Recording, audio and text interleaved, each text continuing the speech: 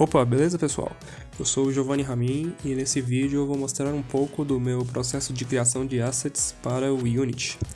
Nesse vídeo eu estou usando um stack bem simples, o Paint Tool SAI para desenhar o concept art e o Blender para modelagem e texturização.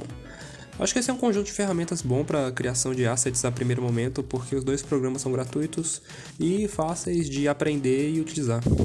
Eu começo esse vídeo desenhando o esboço base da concept art, o desenho base comum entre os modelos da concept art, salvo como um arquivo base, porque aí eu posso usar ele para rapidamente desenhar variações do concept sem precisar desenhar a base de novo. No caso, a base é esse crânio. Uma dica que eu dou para quem vai começar a desenhar concept arts é procurar deixar o processo mais modular possível. O que você puder reutilizar, reutilize, pois vai te poupar muito tempo e muito esforço. Com a base pronta, eu faço o esboço da variação do objeto. Nesse caso, vou fazer um óculos meio cyberpunk, meio Warhammer. Eu errei muito nessa parte da inspiração, porque eu deveria ter procurado inspirações menores, como componentes de computador ou máquinas. Eu devia ter procurado por algo pronto, assim. Mais tarde, isso prejudicou um pouquinho o processo criativo. Isso e pelo fato de eu não querer que o vídeo ficasse muito longo e eu também tá cansado mais no final do processo de desenho. Então, isso prejudicou um pouco, mas enfim. A parte do esboço é a parte onde eu me preocupo menos com detalhes e mais com perspectiva. Composição, distribuição dos elementos, indicações de sombra e luz e outros aspectos estruturais do desenho. O esboço é a estrutura, não precisa ficar tão bonito assim. Quando o esboço está trabalhável, aí eu começo com a line art. Nessa parte eu me preocupo com detalhes, hierarquia de elementos, né? Que seria o que é mais importante tem mais detalhes, o que não tem importância tem menos detalhes. Me preocupo com o senso de profundidade, shading das sombras, enfim, os detalhes. Estudando sobre design, eu percebi que a parte mais importante de todo o projeto é o planejamento. Não só o planejamento no papel, mas o planejamento de como o seu produto vai parecer. No caso do design de jogos, seria a concept art, seria character concept, character design, level design. Seriam as visões de cima que você tem do seu trabalho. Eu diria que a parte mais importante do desenvolvimento de um jogo é o conceito. Nisso se enquadra concept art, o level design, character design, plano de animação, enfim, todo o planejamento possível. Você fazer um GDD robusto, não só com texto, mas também com imagens, porque no final seu jogo vai ser uma coisa bem visual, né? A não sei que você esteja fazendo algum projeto que não foque muito em visuais, mas eu já vi muitas pessoas fazendo um GDD, isso aí na faculdade, né? Mas já vi algumas pessoas fazendo um GDD muito mais visual do que escrito. Quando você tenta criar alguma coisa sem noção do que você quer, seja um jogo, um vídeo, uma música, qualquer coisa, é muito fácil você se perder. Você vai ter retrabalho, você vai descartar trabalhos prontos e você vai se frustrar, gastar tempo, gastar esforço e recursos.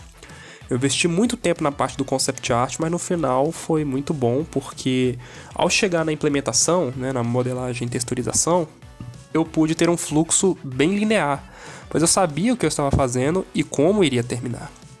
Não só isso, mas eu pude olhar o concept art e planejar uma estratégia de modelagem e texturização. Então, como eu posso fazer esses cabos, esses fios? Qual o formato que o crânio terá na modelagem? Como eu posso chegar perto desse resultado com o que eu sei fazer atualmente? Eu preciso estudar alguma coisa? Tem alguma coisa que eu não sei fazer? Todas essas perguntas foram respondidas com a criação desse concept art. Isso mostra o tanto que um planejamento é importante no que você vai fazer, pois é através dele que você tem uma visão de cima do trabalho a ser feito. Eu digo isso como um cara que durante a vida toda trabalhou sem planejamento nenhum. E aí eu fui colocado num ambiente com planejamento no meu trabalho, né?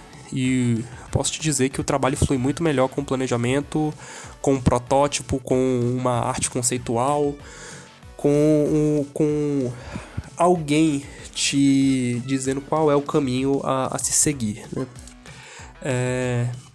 Quanto ao desenho, eu tinha dúvidas se a minha maneira de desenhar era boa para concept art. E terminando esse desenho, eu cheguei à conclusão que a maneira não importa muito, desde que o seu objetivo seja alcançado. No meu caso, o objetivo era só ter uma noção do que eu queria fazer na modelagem. E o meu desenho me ajudou muito, então funcionou. Esse está sendo meu primeiro vídeo, gostaria de postar mais vídeos sobre o assunto, como desenho, level design e programação. Programação mais porque é a minha carreira, eu sou formado em ciências da computação e meu trabalho full time eu sou desenvolvedor de aplicações mobile.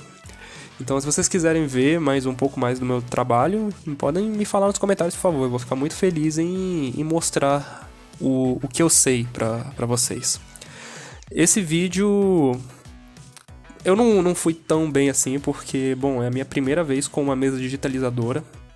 Eu peguei essa mesa emprestada de um amigo meu, eu não tenho uma mesa digitalizadora, então, por favor, me perdoem por eu estar fazendo muita besteira com ela e não ficar tão bom quanto eu gostaria de ter ficado.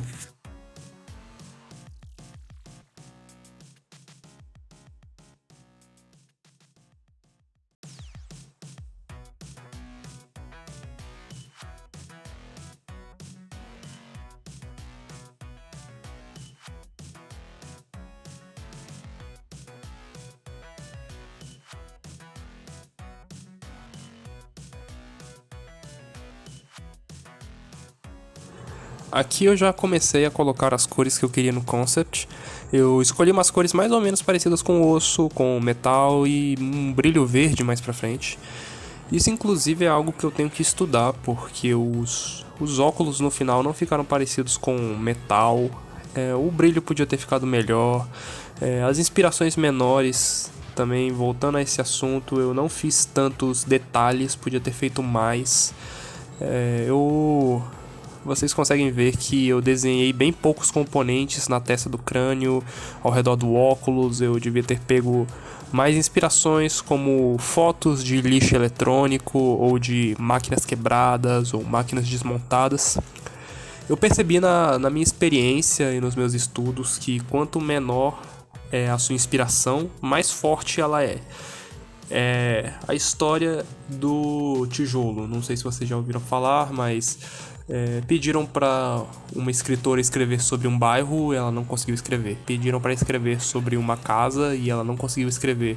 Só que quando pediram para ela escrever sobre um tijolo, ela conseguiu escrever páginas sobre aquele tijolo. Então, não sei se é bem essa história, mas enfim. Eu percebi também que você consegue ter várias ideias quando você pega suas coisas pequenas, coisas mundanas e mistura elas com coisas mais incomuns, né? Você pode fazer um exercício. Vai no seu quarto, pega algo comum e tenta misturar com algo incomum. O resultado pode ser bem interessante. Por exemplo, eu estou no meu quarto agora, eu tenho uma HQ do Despertar de Cthulhu e na minha frente eu tenho um quadro negro. O que eu penso em fazer é, fazer um desenho desse quadro negro com alguns símbolos do Call of Cthulhu e alguns tentáculos saindo dele, alguns olhos, um portal indo para outra dimensão. Eu acho que ia ficar legal, pode ser inclusive matéria para outro vídeo, não sei. Mas voltando às cores, eu vejo muita gente com dificuldade de criar uma paleta do desenho, uma paleta de cores para o desenho, ou até mesmo usar uma paleta que já está pronta. Eu também tinha essa mesma dificuldade. Eu consegui, entre aspas, resolver essa dificuldade com o colorhunt.co. Esse é um site que tem várias paletas de cores prontas para você usar. O que eu fiz foi pegar algumas dessas paletas e tentar observar o que elas têm em comum, fazer uma engenharia reversa do processo de escolha de cores. Isso me ajudou muito a ter uma noção de como os profissionais criam as suas paletas. Nesse momento também da parte das cores e da pintura, eu já estava bem cansado de desenhar e com um pouco de medo do vídeo ficar muito grande e muito longo e muito pesado também. Então eu acho que eu parei antes da hora nessa parte, mas no final deu tudo certo.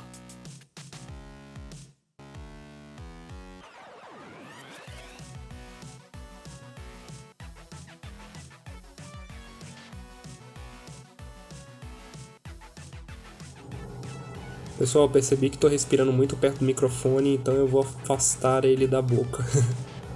Nessa parte já tinha o processo inteiro de modelagem pronto na cabeça, então graças ao concept art eu tive um processo de modelagem muito fácil. Eu vou aproveitar a oportunidade para esclarecer um equívoco em quem faz jogos em low poly. Low poly não significa fazer um modelo cheio de vértices, depois colocar um shader flat e sem textura. Às vezes eu estou vendo alguns assets no Unity Store ou alguns jogos e vejo alguns modelos que tem muitos vértices e que dizem que é low poly pelo fato do shader ser flat. Low poly significa poucos polígonos, apenas os polígonos necessários para dar forma ao modelo. A parte de profundidade, de volume e de detalhes são feitos com a textura. Imagina um jogo de Play 1 ou de Nintendo 64. Eles usavam low poly mais por necessidade do que qualquer outra coisa, mas serve como base de estudos sobre low poly. Se você pegar Mega Man Legends, Mario 64, Donkey Kong 64, Zelda Majora's e Ocarina of Time, Crash Bandicoot 1, 2 e 3, todos esses jogos são low poly, mas eles não economizam na textura. Na verdade, eu acho que hoje em dia temos a possibilidade de criar texturas melhores do que antigamente, então vamos aproveitar isso, né? A gente tem aí mesa digitalizadora, a gente tem Photoshop, a gente tem texturas em alta resolução, então dá pra gente fazer um trabalho muito bom com texturas. E a parte de marcar os cortes do UV, também conhecido como UV Unwrapping, né? É uma disciplina bem humana, na minha opinião, porque não tem fórmula para você fazer isso. Você só vai aprender fazendo, é algo que você tem que ter tato. A estratégia que eu uso é fazer uma parte pequena de cada vez e ver se eu consigo trabalhar com isso, para não ficar um negócio muito grande também e eu não saber por onde começar, né? Se nenhuma das partes se sobrepõe à outra, se eu consigo reconhecer o modelo do Unwrapping, se eu consigo relacionar ele ao modelo 3D, né? Então existem algumas técnicazinhas que dá para você usar para te ajudar no processo de Unwrapping. Mas mesmo assim você precisa ter tato e ter o senso crítico para saber se você consegue trabalhar com aquilo que você fez. Eu tentei colorir cada parte do crânio de uma maneira diferente, mas acabou não dando certo porque, bem, o Blender já te ajuda demais na questão de texturização do modelo. Você pode pintar seu trabalho no modelo 3D que o Blender automaticamente tenta traduzir as coordenadas para a imagem da textura. Então esse passo de colorir de várias cores foi bem inútil, na minha opinião. Próxima vez eu não farei. O Blender para desenhar a base da textura é muito bom. Agora vendo o vídeo de fora eu penso em desenhar a base da textura no Blender e aplicar uma textura por fora usando um programa de desenho ou de edição. Vendo o vídeo também consigo avaliar meus erros e planejar o que eu tenho que aprender da próxima vez que for fazer algo assim, como aprender a desenhar textura de metal ou pegar melhores inspirações. Eu recomendo que se você está aprendendo a melhorar no seu ofício ou em alguma coisa que você vai fazer, tenta documentar o maior número de passos que você conseguir, tenta documentar como você faz e mais tarde pega o seu trabalho e tenta visualizar ele de outra forma, de uma forma mais crítica, porque assim você consegue criar possibilidade para melhora, né? Sempre documente o que você está fazendo. Na minha opinião, você tem que ser o seu maior crítico, porque só você é capaz de se fazer uma crítica que visa o seu crescimento verdadeiro, sabe? O problema é quando você se critica para se pôr para baixo e não para crescer. Eu quero dizer que ter um professor é muito bom, só que eu, por exemplo, eu nunca tive nenhum professor, eu não tive nenhum mestre, não tive ninguém que queria assim trabalhar comigo e me fazer melhorar. Então eu tive que aprender tudo na marra, tudo sozinho. Então ter um professor é ótimo, mas você tem que aprender a se virar também, sozinho. Voltando ao assunto, para fazer os cabos e fios eu usei texturas alpha, que são texturas que têm transparência, Essa técnica é usada desde os primórdios dos videogames, você consegue ver isso desde o Doom 1 para MS-DOS, desde os videogames mais antigos usam transparência nas texturas. Essa técnica é ótima para adicionar muitos detalhes com o menor custo computacional possível, porque você está pedindo para o computador renderizar apenas uma parte da imagem e com isso já vi desenvolvedores meterem detalhes no cenário e não lagar o computador, mesmo o computador sendo fraco. Isso porque o computador não se preocupa em renderizar partículas, calcular seu caminho, calcular a colisão das partículas. Ele se preocupa apenas em colocar um plane no cenário com uma textura animada e um caminho bem definido para essa textura percorrer. Tem um vídeo de um mod de GZ Doom sobre a Guerra do Vietnã, que o cenário é muito sobrecarregado de informações. Tem árvores, plantas, vegetações de todo tipo, pega tudo isso multiplicado por 1000. O pessoal colocou ainda um lança-chamas no jogo para queimar essas plantas. No vídeo, o desenvolvedor do mod explica que ele usou texturas alfas para o fogo e a vegetação também, porque assim dá para colocar muito detalhe com pouco custo computacional. Então no vídeo também mostra que ele tacou fogo em toda a vegetação e o computador dele ficou de boa, não lagou, porque o computador só estava se preocupando em colocar uma textura animada e não criar partículas, calcular a iluminação da partícula, calcular o brilho da partícula, calcular a colisão da partícula, só calcular o caminho da animação do plane. Nesse processo eu tentei fazer também uma transição entre as quinas do modelo, isso significa que eu coloquei uma cor em comum no topo de uma textura e na base de outra, assim elas não ficam com aquelas divisões feias de polígonos, né?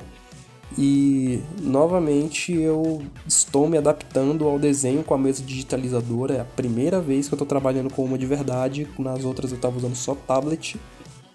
Então, perdão pelos erros, eu cometi muitos erros e eu agora vendo esse vídeo por fora eu consigo ver eles e começar a direcionar meus estudos para corrigir esses erros, né?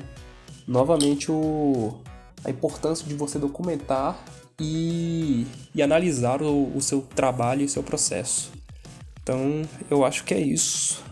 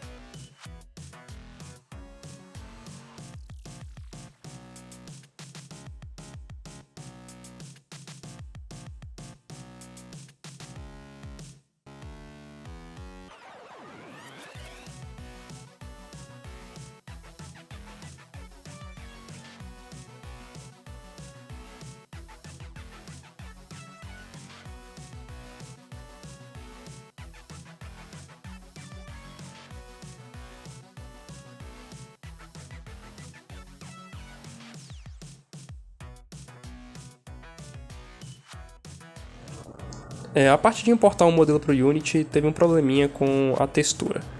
Eu exportei o modelo em Wavefront e importei ele no Unity. Eu vou passar um pulo do gato para vocês. Quando vocês importam um modelo no Unity, adicione um cubo qualquer, coloque o cubo na dimensão em valores inteiros, em unidades que você quer que o seu objeto ocupe dentro do mundo do jogo, dentro do grid do jogo. Então redimensione o objeto para ficar dentro do cubo. Por quê? As medidas do Blender são meio estranhas. Isso significa que quando seu objeto está na escala 1 por 1 por 1, às vezes ele está enorme e às vezes ele está minúsculo. O cubo, como é um objeto do Unity mesmo, ele tem as dimensões reais do Unity, então ele serve de base para redimensionar o seu objeto.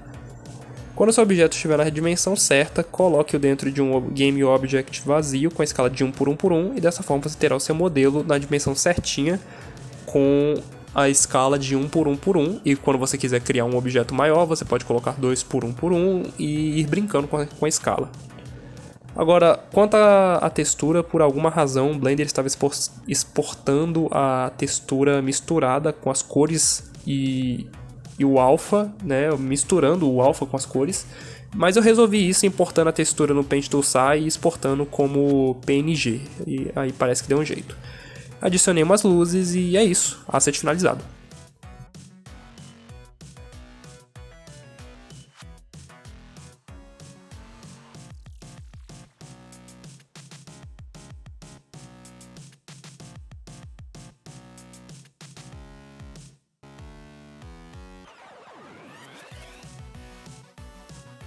E é isso aí, pessoal, esse é o asset que nós construímos nesse vídeo.